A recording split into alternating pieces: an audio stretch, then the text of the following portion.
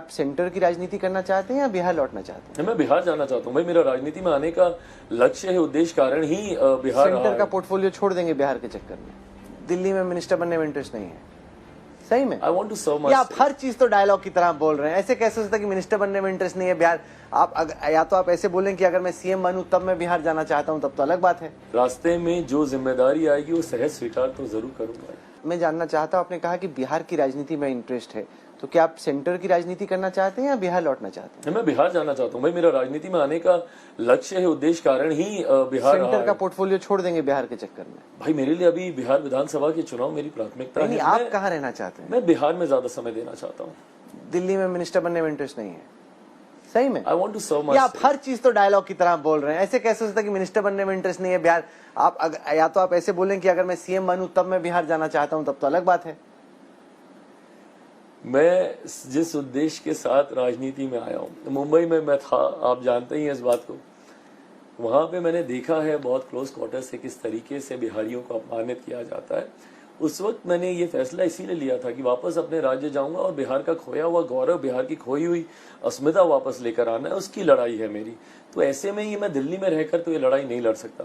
Bihar first, Bihari first के vision के साथ मैं निकला हूँ। इसके लिए मुझे बिहार में ही रहकर अपने इस विजन को धरातल पर उतारना होगा। क्योंकि नीतीश कुमार जी की इनिंग्स एक तरीके से खत्म होने की दिशा में बढ़ रही है, पॉलिटिकल इनिंग्स की मैं बात कर रहा हूँ। तो आपको लगता है कि आपके लिए दरवाजा खुल सकता है वहां पे उसके बाद?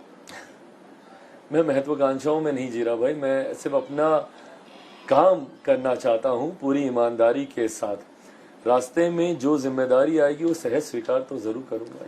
पिछली लोकसभा में सांसद आपके ज्यादा थे, रोल आपका कम था। इस बार सांसद थोड़े कम है, रोल आपका ज्यादा है। जो लोग इस वक्त आपको देख रहे हैं उनको चिराग पासवान से और आपकी पार्टी से क्या एक्सपेक्ट करना चाहिए अगले 5 साल? ये एक्सपेक्ट करना चाहिए कि अगले 5 सालों में हम लोग सरकार में एक पहरेदार की तरह हैं। और ये भूमिका हम लोग 2014 से निभाते आए। किस चीज के? समाज के एक ऐसे शोषित वंचित वर्ग का रिप्रेजेंटेशन हम लोग की पार्टी करती है। और खास तौर पर अब एक जनरेशनल शिफ्ट होने के बाद समाज के एक बड़े वर्ग का जो युवाओं से का जुड़ा हुआ वर्ग है, जिसका जिक्र मैंने हमेशा से किया। 65% आबादी देश में ऐसी है युवाओं की जिनकी आयु 35 वर्ष से कम है।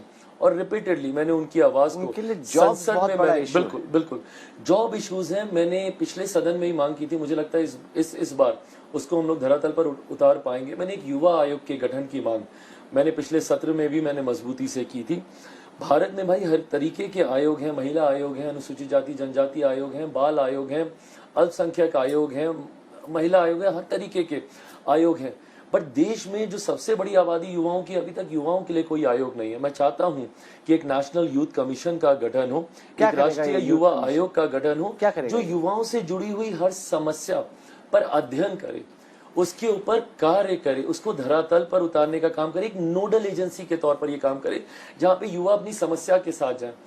हम लोग अभी भी क्या है ना, युवाओं को सिर्फ इस बात से जोड़कर देख लेते हैं कि युवा है या तो शिक्षा की समस्या होगी या नौकरी की समस्या होगी। बट कई ऐसे युवा हैं जो व्यवसाय में जाना चाहते हैं, जो खेल कूद में अपना करियर बनाना चाहते हैं, जो कला के क्षेत्र में अपना करियर बनाना चाहते हैं, बट उनके पास वो विकल्प नहीं है या वो रास्ता नहीं है कि कैसे वो जाए।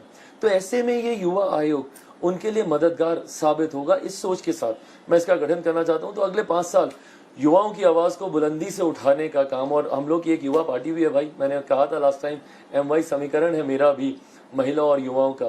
5 में से 4 युवा हैं, 2 महिलाएं हैं। तो ऐसे में महिलाओं की भी आवाज बुलंदी से उठाई जाएगी, युवाओं की भी।